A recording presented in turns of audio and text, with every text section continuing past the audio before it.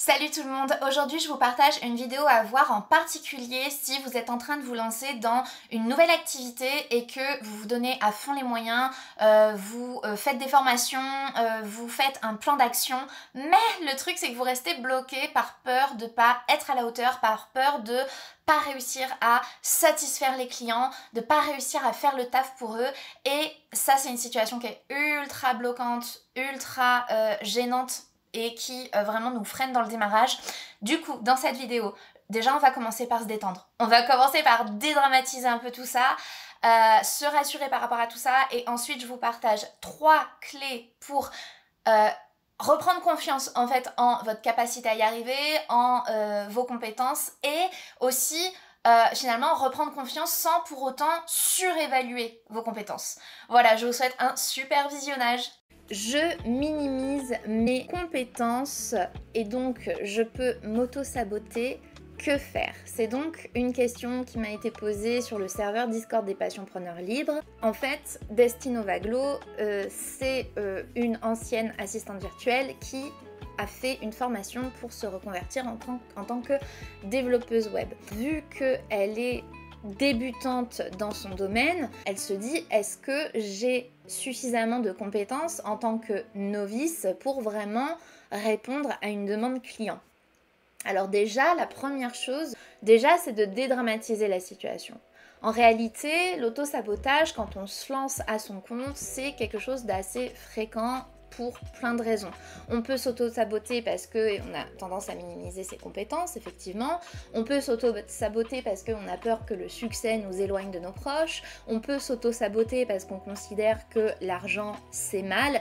Donc il y a vraiment plein de raisons de s'auto-saboter et c'est des situations qui sont assez fréquentes chez les entrepreneurs qui se lancent, mais aussi chez les entrepreneurs qui sont déjà en place depuis un bon bout de temps. Finalement, l'auto-sabotage, c'est quelque chose de totalement surmontable, et c'est pas parce que tu as tendance à t'auto-saboter sur certains aspects que tu vas pas être en mesure de mener des projets à bien, que tu vas pas être en mesure de faire croître ton business. Surtout que si tu me poses cette question, Destinova-Glo, c'est que tu as conscience d'avoir cette tendance à minimiser tes compétences, ok? Donc si en plus tu as conscience du problème, ben tu es vraiment sur la bonne voie pour que ce problème n'en soit plus un à terme. Et je vais te donner quelques conseils pour t'aider à dépasser cette tendance à minimiser tes compétences, et pour que du coup tu ne tombes pas dans une forme d'auto-sabotage qui pourrait t'inciter par exemple à refuser des contrats alors qu'en réalité tu avais complètement les compétences pour. Si un jour tu évalues mal tes compétences et que tu passes à côté d'un contrat à cause de ça, c'est pas grave. C'est pas grave, ok? C'est important, je pense, aussi de toujours se rappeler qu'aucun client n'est irremplaçable. Si tu passes à côté d'un contrat, et ça va t'arriver pour tout un tas de raisons, peut-être parce qu'à un moment donné tu vas t'auto-saboter, ou peut-être parce que tout simplement le client sera allé voir la concurrence. Bref, ça va t'arriver dans ta vie d'entrepreneur d'avoir des contrats qui te passent sous le nez. Ce n'est pas grave. Ça peut être contrariant, ça je suis bien d'accord, mais faut toujours garder à l'esprit qu'aucun client n'est irremplaçable, parce que du coup, ça va te permettre vraiment de prendre conscience du fait que tu peux rebondir. Si un contrat te passe sous le nez, il y aura d'autres contrats. Je t'inviterai à enlever une pression, enlever les enjeux par rapport à tout ça et à te dire, bon, ok, j'ai cette tendance à minimiser mes compétences, ça peut me faire m'auto-saboter, mais je vais faire de mon mieux pour dépasser ça. Et si sur le chemin, il m'arrive encore de m'auto-saboter, eh bien, j'aurais fait de mon mieux, donc je me pardonne et je vais pas passer mon temps à m'auto-flageller et à me dire « Oh mon Dieu, j'ai perdu ce contrat, c'est pas grave, on avance ». Ensuite, les astuces que je peux te donner pour cette situation. Dans le cas de Destinova-Glo, comme je vous le disais, elle a fait une formation, donc en fait, elle n'a pas encore forgé une expérience professionnelle concrète, une expérience terrain, sur laquelle elle peut s'appuyer pour se dire « Ah bah oui, effectivement, je suis capable ». Dans ce cas de figure-là, je dirais qu'on n'est pas sur un syndrome de l'imposteur, c'est juste quelque chose de très fréquent quand on démarre dans un domaine et qu'on n'a pas encore d'expérience terrain. Comment veux-tu être persuadé que tes compétences sont à un certain niveau tant que tu ne les as pas testées sur le terrain? C'est pas évident. Il y a des personnes qui y arrivent, il y a des personnes qui arrivent à sentir en eux quand ils sont capables de faire quelque chose ou non avant même de l'avoir fait, mais c'est pas le cas de tout le monde. Parfois, on a simplement besoin d'avoir une expérience concrète sur laquelle s'appuyer pour pouvoir s'auto-convaincre que oui, on est capable de réaliser telle ou telle mission. Donc déjà, le premier conseil que je te donnerais, Destinova, c'est de pratiquer. Tu peux faire en fait par exemple des projets personnels. Tu es développeuse web, donc du coup tu peux pratiquer à travers ce qu'on appelle un side project. Ou tu peux proposer à un de tes proches de lui faire son site internet. On est sur un échange de bons procédés puisque toi tu as besoin de pratiquer pour tester tes compétences, disons. Le but c'est pas de rester bloqué sur des contrats gratuits, mais je veux dire là tu as vraiment besoin de pratiquer en fait. Quand tu vas pratiquer et que tu vas te rendre compte que tu arrives à satisfaire les personnes, que tu arrives à atteindre les objectifs de la mission, ça va vraiment t'aider à te construire comme ça une base de, on va dire comme une liste de succès sur laquelle tu vas pouvoir t'appuyer en te disant concrètement, bah oui, en fait, ça je l'ai déjà fait, donc je peux le faire, c'est ok, je sais le faire. Il y a beaucoup de personnes qui sont sujets à l'auto-sabotage, il y a beaucoup de personnes qui sont sujets à minimiser leurs compétences, même quand on n'est pas débutant. Et je vais te dire, même moi, ça peut m'arriver parfois de me retrouver à devoir faire une mission que j'ai déjà faite, mais je sais pas pourquoi. Je vais avoir une peur, un truc de « Ah, mais est-ce que je vais y arriver ?» Et là, je me souviens que par le passé, j'y suis arrivée. Ça n'efface pas complètement la peur. Rationnellement, je me dis « Bah, j'y vais quand même, puisque en fait, je l'ai déjà fait, donc j'ai aucune raison de me dire que je vais pas y arriver, en fait. » Et après, je fais la mission, et en fait, ça se passe super bien. Voilà, c'est un petit peu comme les artistes qui, à chaque fois qu'ils vont sur scène, ils ont le trac alors qu'ils savent très bien qu'ils savent faire. Mais il n'y a rien à faire, ils ont le trac à chaque fois. Et ça encore, vraiment, c'est pas grave.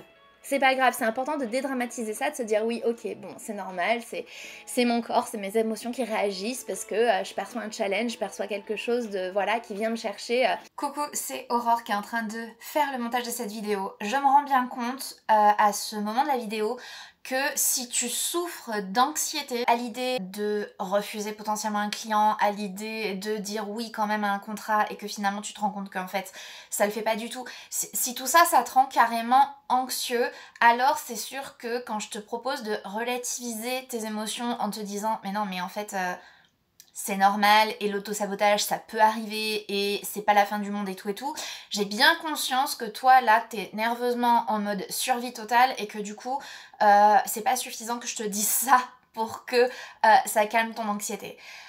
Si tu es dans ce cas de figure là, alors ce que je te recommande c'est de d'abord apaiser ton anxiété. Et là tu te dis mais pour apaiser mon anxiété il faut que je résolve mon problème. Et c'est justement là que ton anxiété, elle est entretenue, d'accord? Faut bien comprendre une chose, c'est que quand tu es un entrepreneur anxieux, tu vas rentrer dans une espèce de boucle infernale où tu vas essayer à tout prix de résoudre ton problème. Ce genre de choses, ça ne fait qu'entretenir ton anxiété. Je sais que c'est contre-intuitif ce que je te dis, mais en fait, pour avoir vécu ça, vraiment pour avoir vécu l'anxiété à fond, je peux te dire un truc, c'est que la solution, c'est en réalité de d'abord calmer ton anxiété. Et c'est en calmant ton anxiété que les solutions, elles vont te venir en fait. Première étape, c'est apaiser ton anxiété. Ça peut être par la méditation, ça peut être par la respiration, ça peut être en faisant du sport. Voilà, et réfléchis pas quand t'es en mode comme ça, survie, parce que je te jure, ça te mène à rien. Donc apaise d'abord ton anxiété et ensuite va au-devant de ta peur et agis malgré ta peur. Ça veut pas dire que tu vas foirer, ça veut pas dire que t'es pas capable de pratiquer ton métier. C'est juste des émotions, des fluctuations d'émotions avec lesquelles on apprend à dealer quand on est entrepreneur, voilà. C'est pas parce qu'on est entrepreneur que émotionnellement tout est tout le temps lisse, tout est tout le temps plat, c'est pas vrai, il y a des hauts, il y a des bas.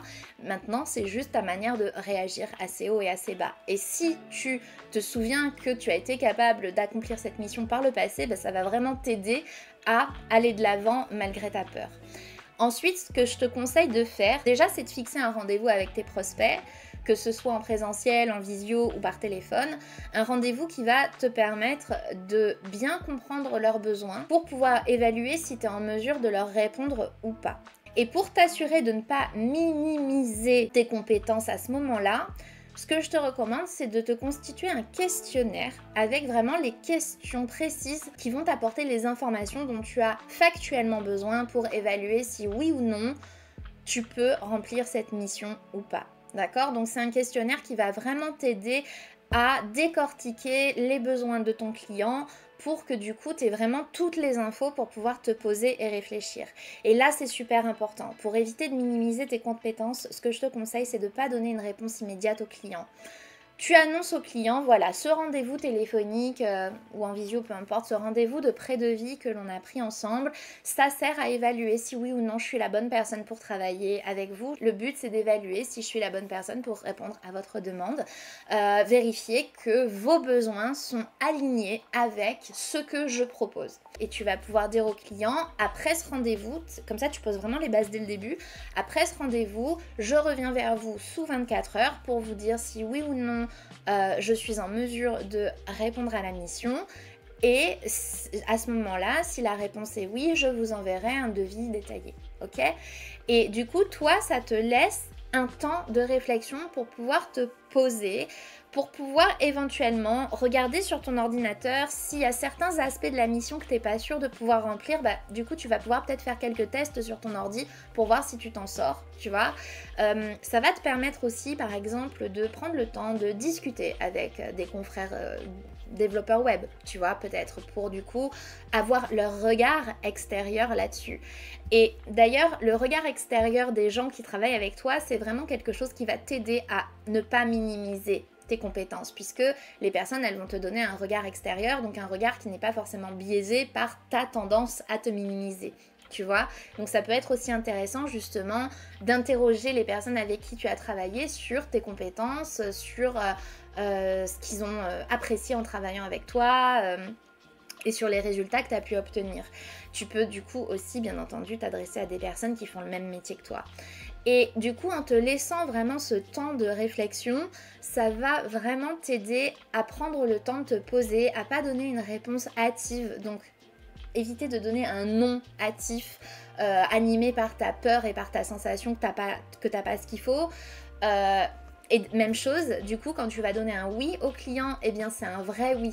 C'est oui, je suis transparente avec vous, je suis complètement capable de faire cette mission, donc allons-y, let's go. Moi, je vous donne mon tarif et maintenant c'est vous qui voyez, quoi. Encore une fois, bien entendu, l'idée c'est de rester complètement transparent.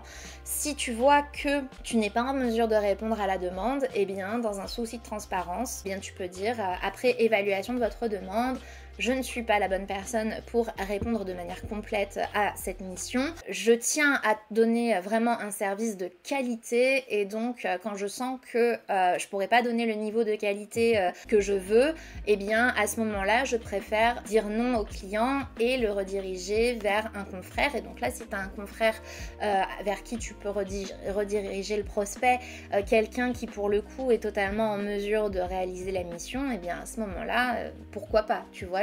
La personne sera toujours reconnaissante que tu lui aies mâché le travail en lui trouvant quelqu'un. C'est tout pour cette question. N'oublie surtout pas que c'est à travers la pratique que tu vas pouvoir te forger ta confiance et je vous dis à très bientôt. Et c'est pas fini. En bonus, je t'ai mis des infos super utiles dans le texte en description de cette vidéo. Pense à t'abonner à la chaîne pour ne pas manquer la prochaine.